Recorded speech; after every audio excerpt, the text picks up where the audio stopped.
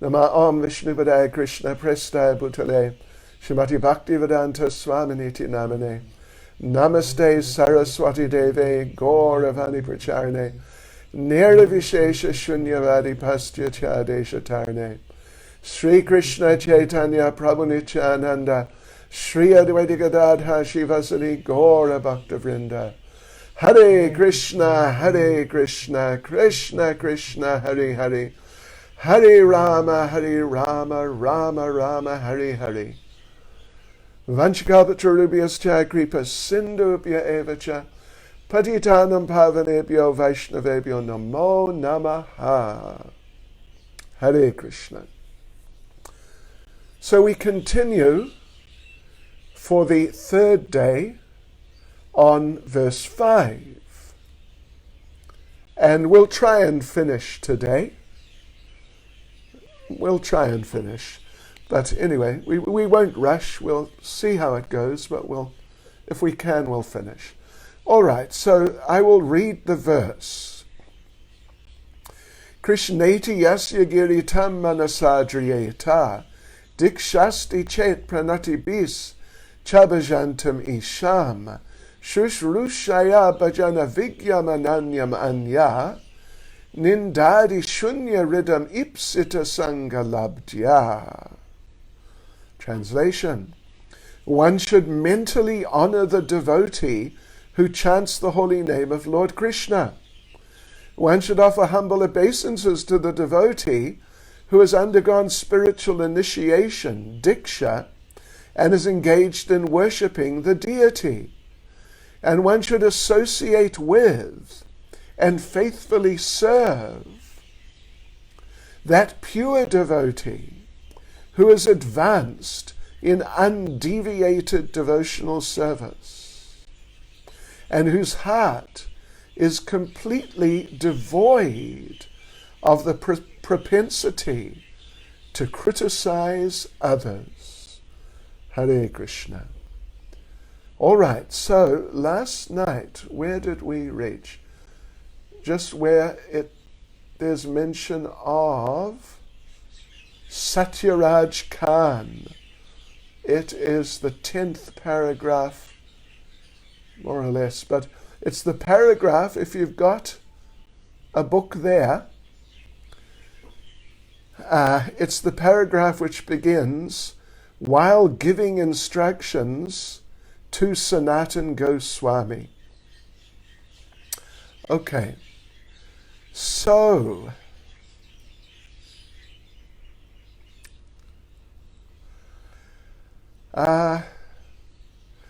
well, here is a definition of a Madhyamadikari. Well, actually, hang on a sec. Before we go into the purport. Oh, wait a minute. What am I doing? What on earth? Wrong place. Sorry. Yeah. Okay. Satyaraj Khan, not Sanatan Goswami. Satyaraj Khan.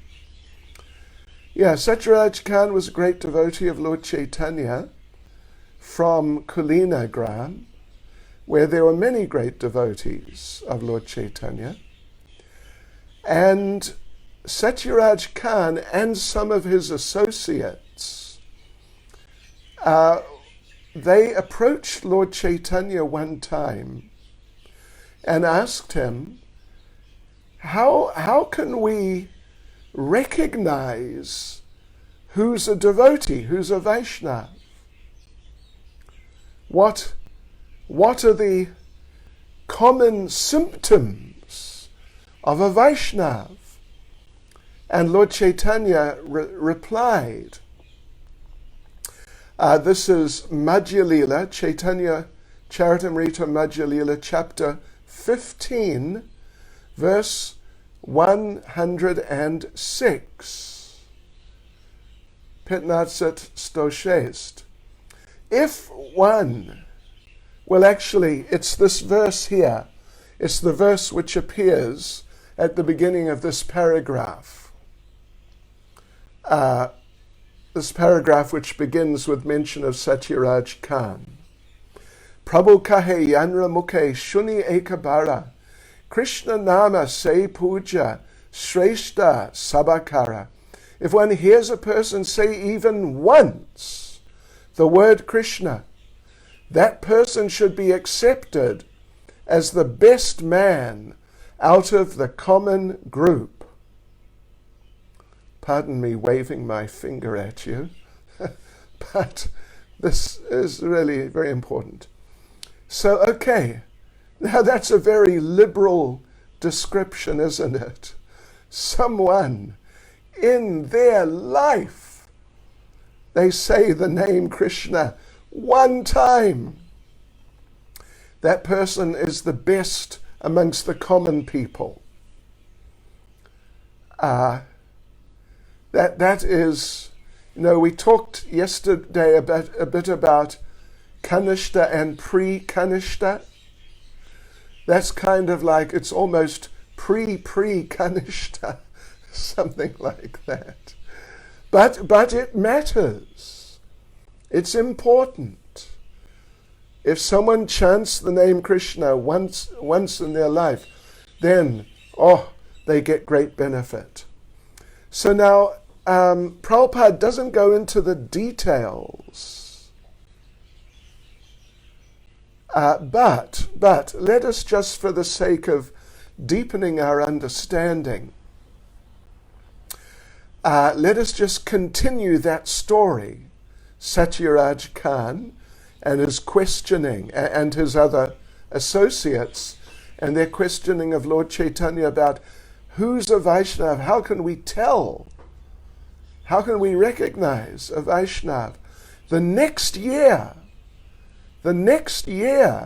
Satyaraj Khan and the same devotees, they came to visit Lord Chaitanya. This is now in Jagannath Puri, actually. They came to visit him in Jagannath Puri, and you know what? They asked exactly the same question. Exactly. How do we recognize a Vaishnava? What are the symptoms by which we can tell, this is a Vaishnava? So, Lord Chaitanya answered, a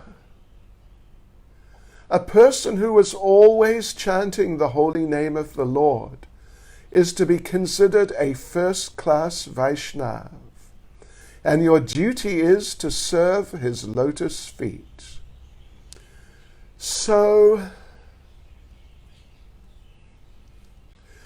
this is like,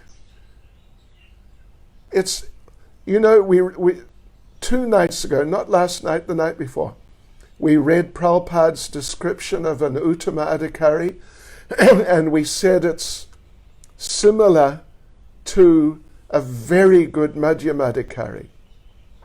So that statement by Lord Chaitanya is sort of in that vein, that someone who's always chanting the holy names is a first-class Vaishnava.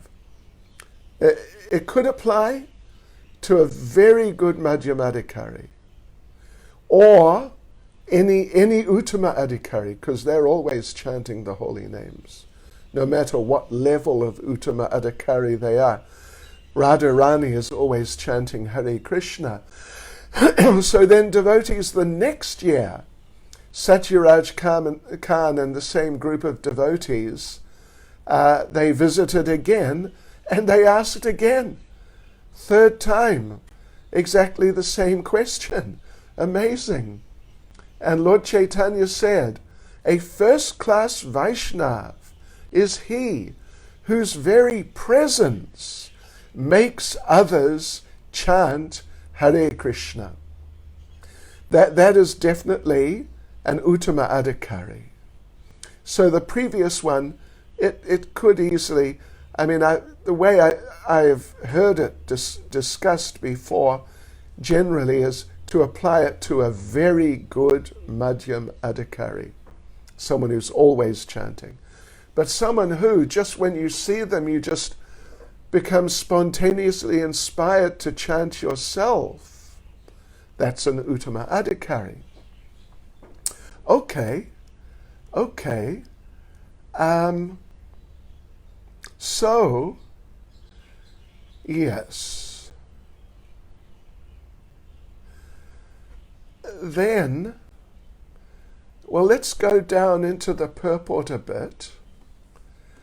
Prabhupada, he quotes what he quotes. He quotes the verse here, right?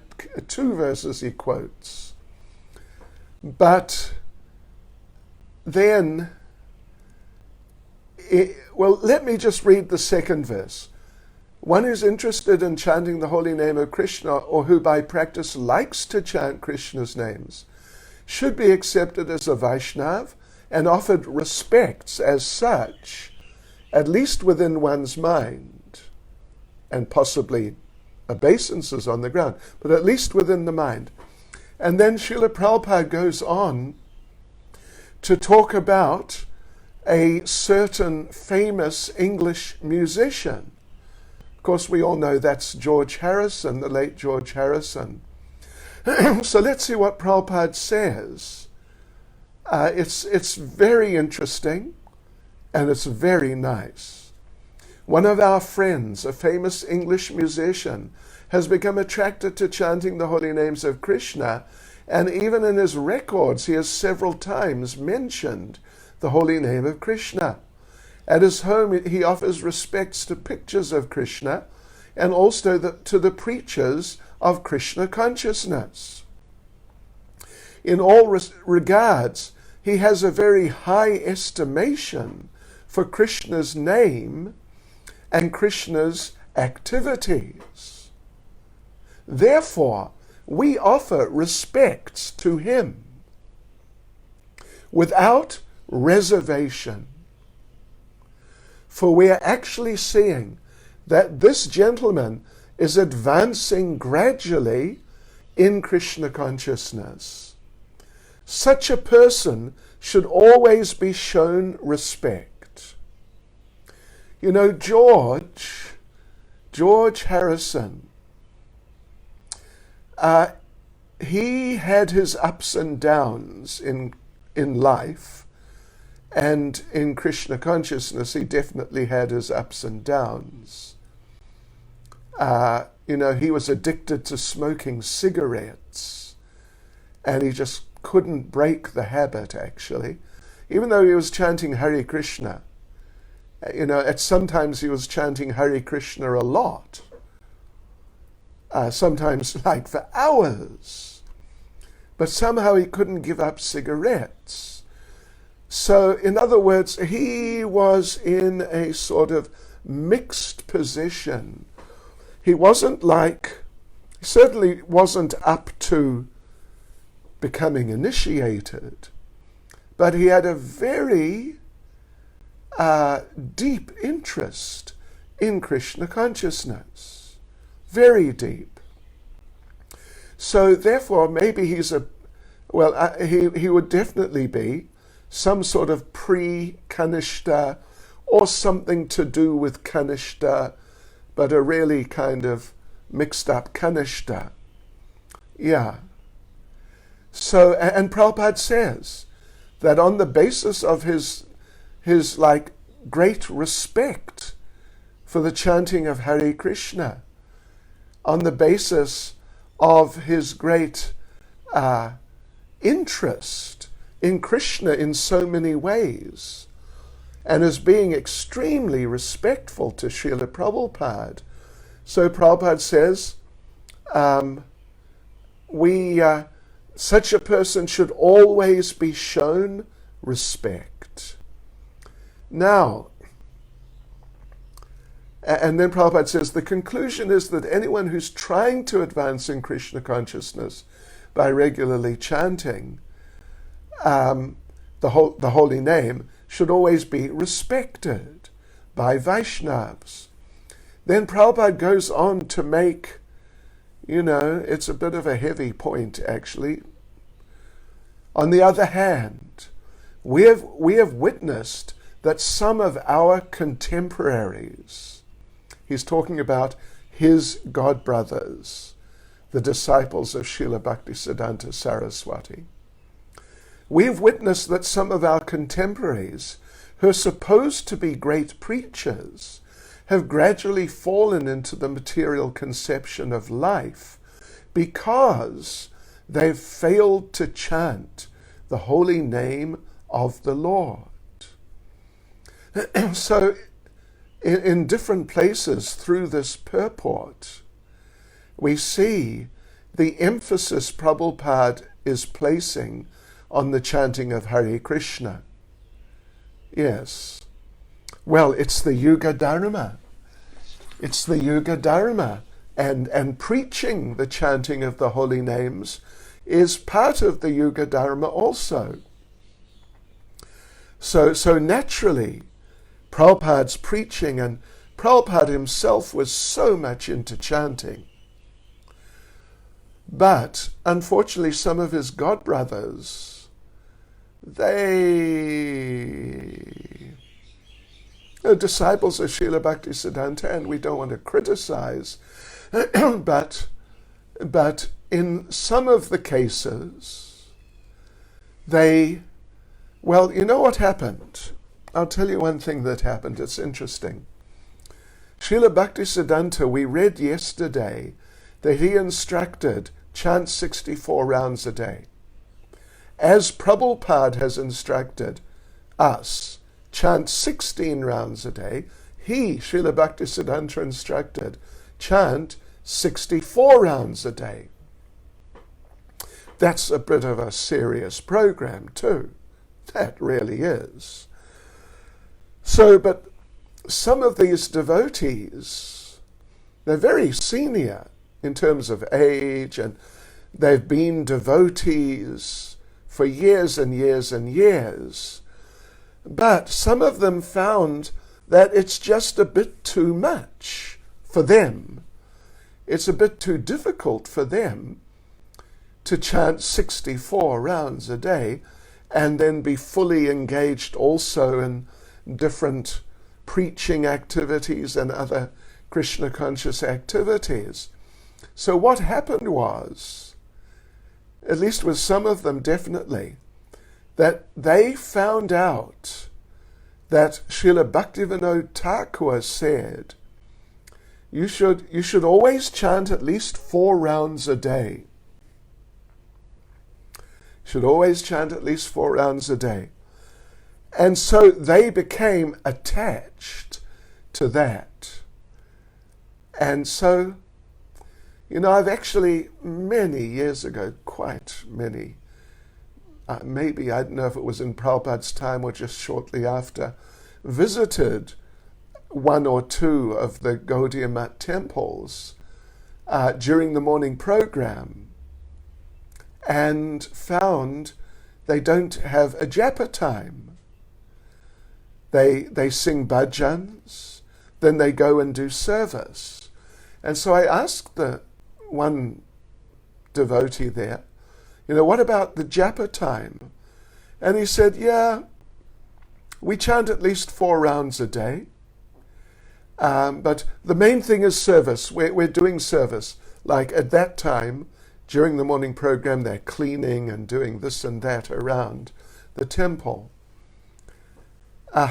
So like Prabhupada said, that some of these people, actually, a fair number, to be frank, they're very senior, well-known, respected, etc., and even well-read, but they gradually their Krishna consciousness deteriorated because they failed to chant the holy name of the Lord sufficiently. So that's an interesting point. Okay, now we're going on to the next paragraph, which is Lord Chaitanya is instructing Sanatana Goswami. Let me just get my notes out here. All right.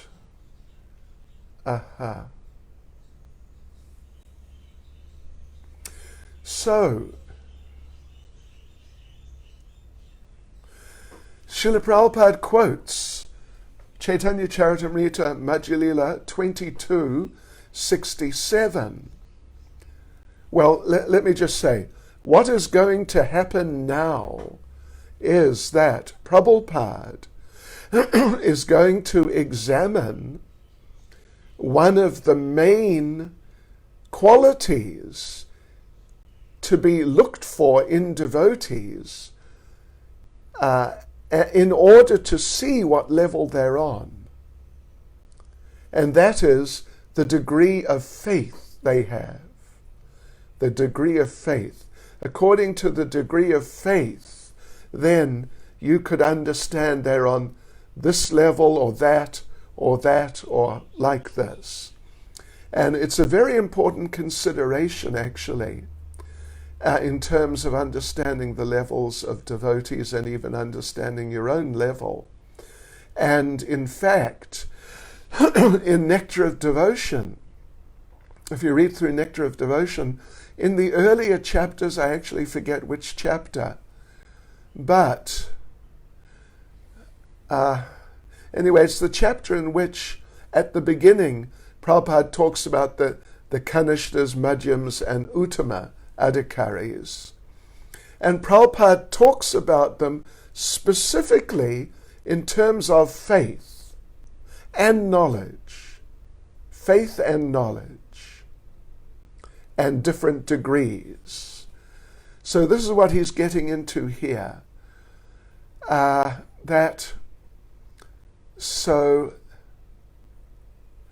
first of all, he's going to discuss a Madhyamadikari. Yeah, well, let's just read it. Shastra Yukti Nahi Jane Drideshwadavan, Madhyam Adhikari say Mahabhagyavan. Mahabhagyavan, incidentally, means greatly fortunate.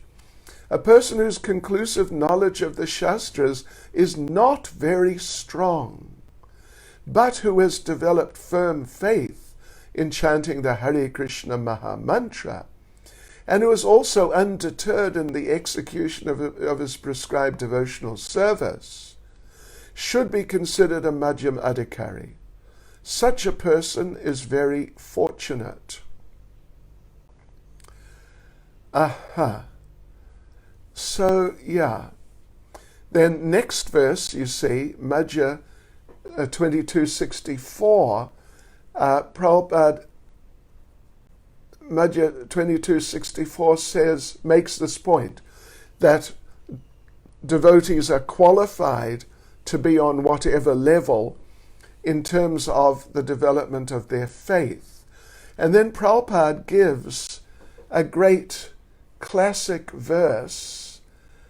It is the definition given by Lord Chaitanya of what is faith.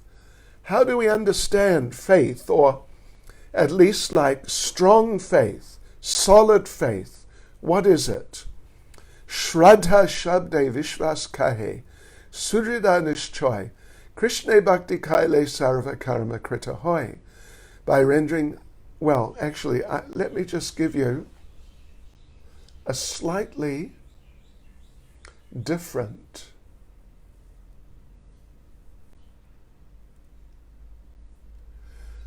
translation.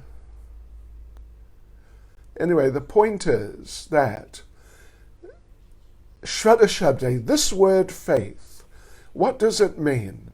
It means that having faith, accepting that by rendering transcendental service to Krishna, one will automatically perform all subsidiary activities. Yeah, one takes care of everything else. So then, what I've done, actually, devotees. I have, let's just see what Prabhupada says here. Prabhupada goes on to elaborate more on faith. Shraddha, faith in Krishna, is the beginning of Krishna consciousness. Faith means strong faith. The words of Bhagavad Gita are authoritative instructions for faithful men. And whatever Krishna says in Bhagavad Gita is to be accepted as it is without interpretation. This was the way that Arjuna accepted Bhagavad Gita. And Prabhupada quotes 10:14. Arjuna tells Krishna, I totally accept what you've said. So in terms of faith, though, I want to read a couple of verses. Let's have a look here. A couple of verses from the 11th canto. In fact, I've got, 5. And Mahaprabhu, Kripa Prabhu, I think, has Russian translations of these verses. So let's just read through them. What it is, let me tell you what it is.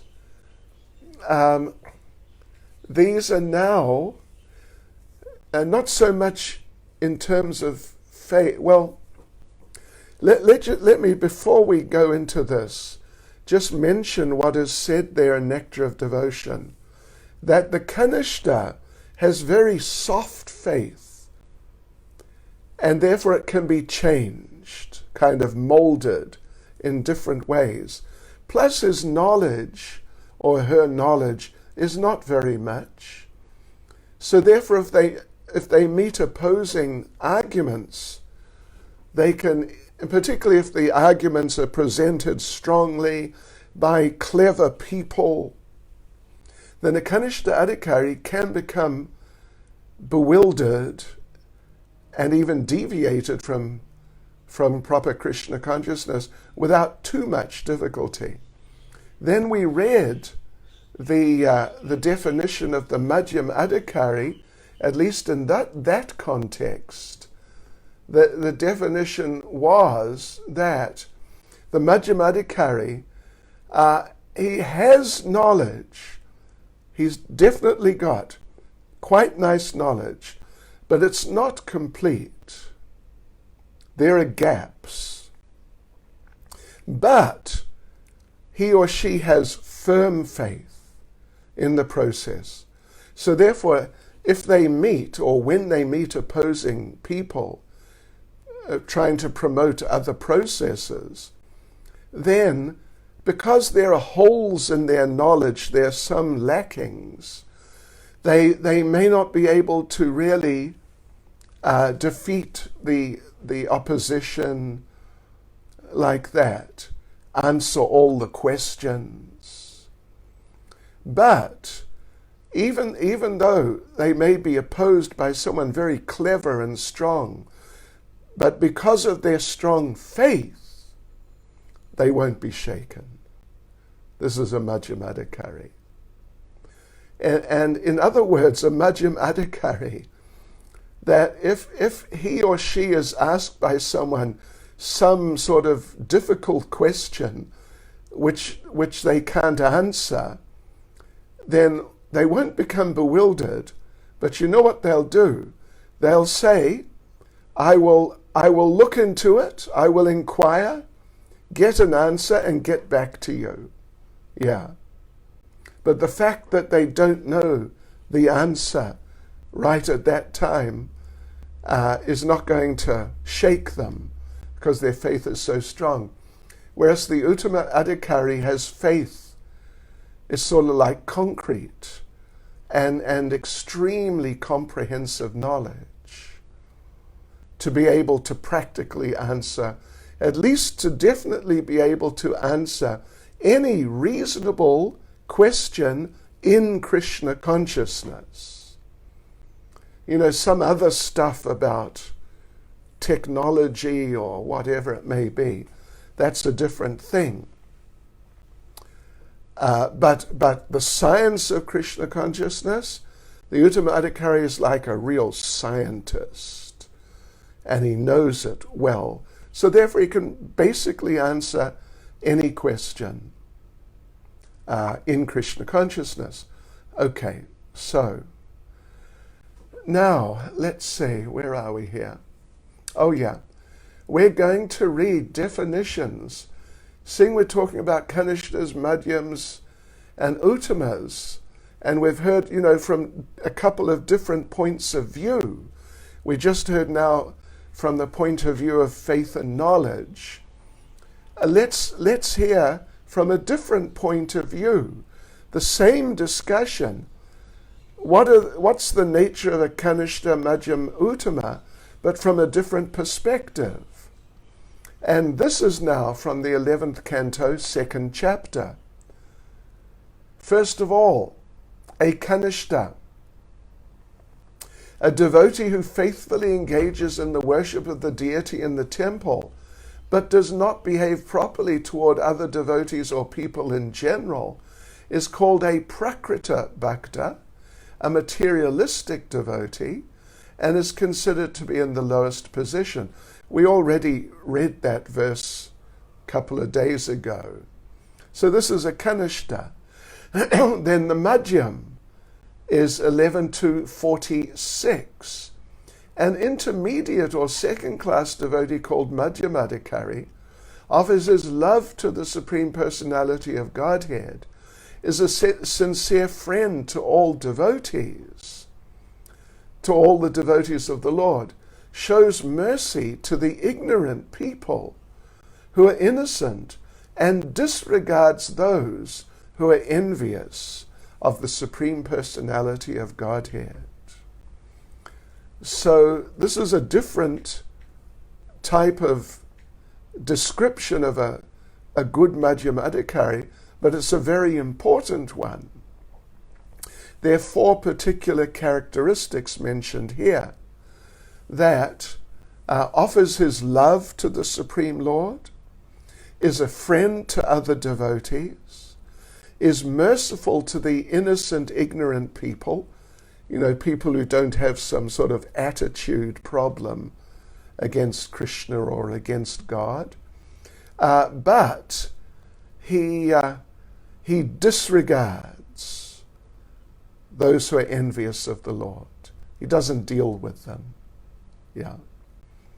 And then, because this is from the 2nd chapter of the 11th canto, and then there's a description of the Uttama.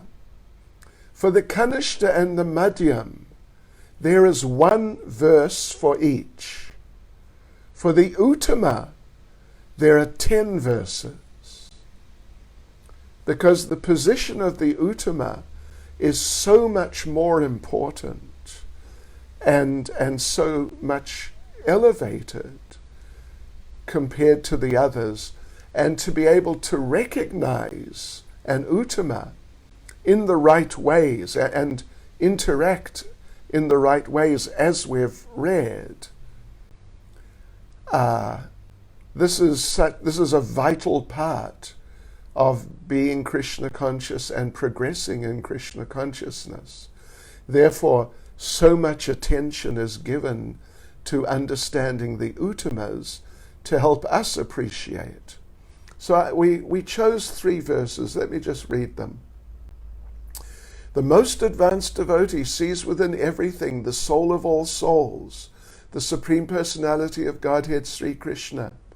Consequently, he sees systematically everything in relation to the Supreme Lord, and understands that everything that exists is eternally situated within the Lord. That was 1 verse. Even while engaging his senses in contact with their objects, one who sees this whole world as the energy of Lord Vishnu is neither repelled nor elated. He is indeed the greatest amongst devotees. And the 3rd verse. Within the material world, one's material body is always subject to birth and decay. Similarly, the life air, prana, is harassed by hunger and thirst. The mind is always anxious. the intelligence hankers for that which cannot be obtained, and all of the senses are ultimately exhausted by constant struggle in the material nature. A person who is not bewildered by the inevitable miseries of material existence, and who remains aloof from them simply by remembering the lotus feet of the Supreme Personality of Godhead, is to be considered Bhagavat Pradhan, the foremost devotee of the Lord. Yes. So let me just have a look here. What to do? What to do? I think I'm going to just do a little sprint and finish the chapter. So we go on to the next chapter 12. This is the correct way of understanding Bhagavad Gita. Yes. So yeah, just a short chapter. So Prabhupada says that we have to follow Arjuna, who accepted, I totally accept what you've said, Krishna, and not pick and choose. I accept this, but I don't accept that. This is what Lord Chaitanya said when he met Prakashananda Saraswati, the great Mayavadi, that you accept parts of Bhagavad Gita, but you reject other parts. You know, some parts you say are essential. They must be accepted and understood. Other parts you say, no, we don't need that. It's not up to the standard. So Lord Chaitanya basically told Prakashananda that either the whole thing's good or the whole thing is not good. You can't just choose like that. I mean, that was at least one thing that he said. He said many other things too.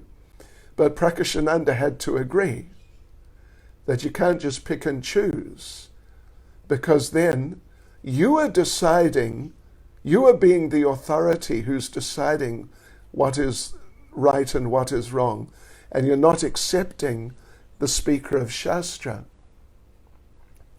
So that's not Shraddha. That is not Shraddha. So,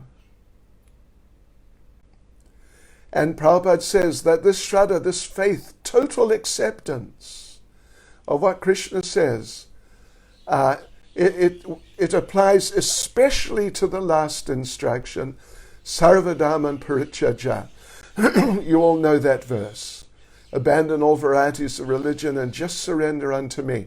1866. So then, okay, we go on to chapter paragraphs 13 and 14, and this is getting pretty elevated here. It's getting pretty elevated. In paragraph 13, when one fully engages in chanting the Hare Krishna Mahamantra, he gradually realizes his own spiritual identity. Unless one faithfully chants the Hare Krishna mantra, Krishna does not reveal himself. So, chanting of Hare Krishna, that's the main thing, Yuga Dharma. It's on the basis of chanting Hare Krishna, that of your chanting, basically, that everything, like your future, will be decided. But Prabhupada's saying here that if you do really chant Hare Krishna properly, following in the footsteps of Arjuna, then you will realize your eternal rasa with Krishna. You will enter into that on the basis of your chanting. And if you don't faithfully chant, then you won't. At least until you do faithfully chant. Yeah, it could take some time, particularly if you commit offenses.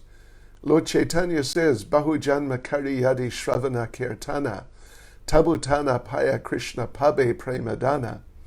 That if one is infested with offenses in chanting the holy names, then it can take many lives to achieve the love of God, which is the goal of the chanting.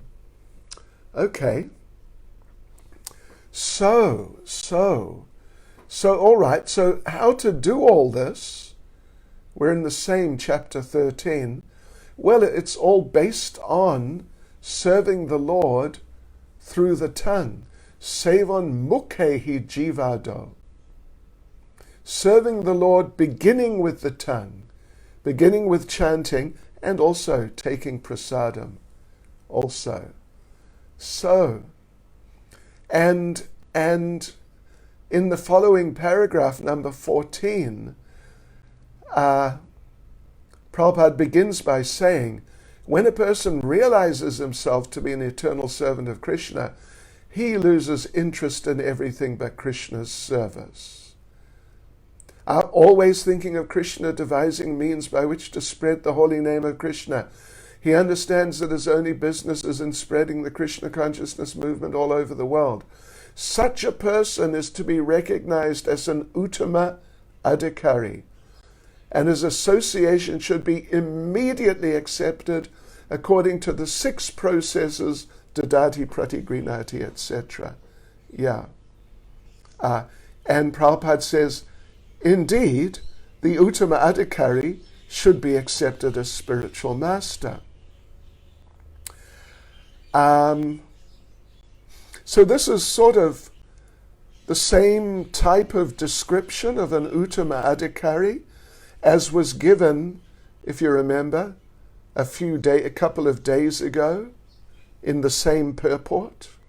Yeah, basically the same type of description, which brings us to, devotees, we've made it to the last paragraph of verse 5.